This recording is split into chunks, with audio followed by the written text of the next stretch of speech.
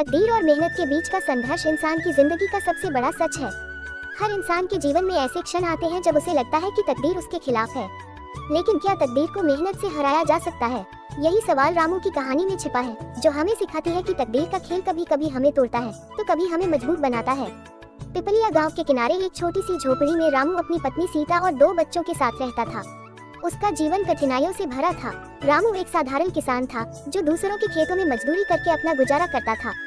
उसका सपना था कि एक दिन उसके पास अपना खेत होगा और वह अपने परिवार को खुशहाल जिंदगी देगा। लेकिन तकदीर उसके साथ नहीं थी। रामू जो भी काम करता उसमें नुकसान हो जाता। कई बार उसने अपने गांव के लोगों से पैसे उधार लिए, लेकिन हर बार उसे निराशा ही हाथ लगी। उसकी पत्नी सीता उसकी सबसे बड़ी ताकत थी। हर बार जब रामू हार मानने की सोचता, सीता उसे समझाती, रामू, मेहनत करने वालों की तकदीर भी बदल जाती है, हमें कोशिश करते रहना चाहिए। एक दिन गांव में एक साधु आया। साधु ने गांव के चौपाल में बैठकर कहा, तकदीर का खेल बहुत बड़ा है, लेकिन इंसान अगर अपने कर्मों पर विश्वास करे तो वह तकदीर को हरा सकता है। रामू ने साधु की बातों को गंभीरता से लिया। उसने ठान लिया कि वह मेहनत करेगा और अपनी किस्मत को बदल कर दिखाएगा। रामू ने अपनी थोड़ी सी बचत से एक गाय खरीदी। उसकी योजना थी कि वह गाय का दूध बेचकर अपनी आमदनी बढ़ाएगा। कुछ दिनों तक सब कुछ अच्छा चला। गाय ने दूध दिया और रामू ने गाँव में दूध बेचकर कुछ पैसे कमाए।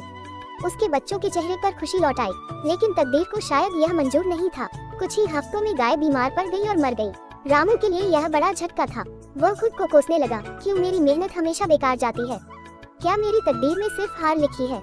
रामू की निराशा देखकर सीता ने उसे समझाया, रामू, हार मानने से कुछ नहीं होगा। जब तक हम जीते हैं हमें कोशिश करनी होगी। ये सोचो कि गाय के मरने से हमें ये सीख मिली कि हमें जोखिम उठाने से नहीं डरना चाहिए। अगर एक रास्ता बंद हो जाए तो दूसरा रास्ता खोजो।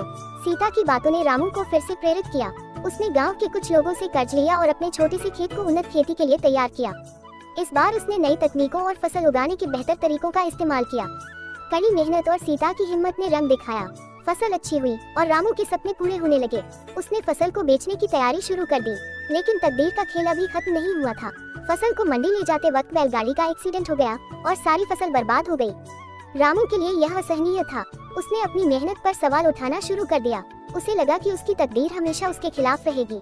वह उदास होकर घर लौट आया और पूरी रात सो नहीं सका। अगले दिन गांव के बुजुर्गों ने रामू को बुलाया। उन्होंने कहा, रामू, हार मत मानो। तकदीर का खेल कभी कभी हमारी परीक्षा लेता है। अगर तुम फिर से कोशिश करोगे तो सफलता तुम्हारे कदम चूमेगी। गाँव वालों की बातों से रामू को थोड़ा हौसला मिला।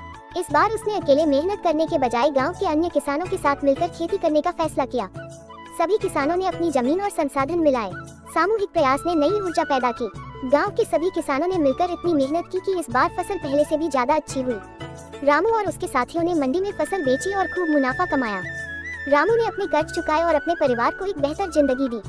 रामू को ये समझ में आ गया था कि तकदीर का खेल हमें कमजोर बनाने के लिए नहीं होता, बल्कि हमें मजबूत बनाने के लिए होता है।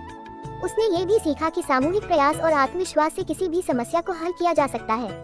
रामू की कहानी हमें ये सिखाती है कि तकदीर का खेल चाहे कितना भी कठिन क्यों न हो, मेहनत और विश्वास से इसे बदला जा सकता है।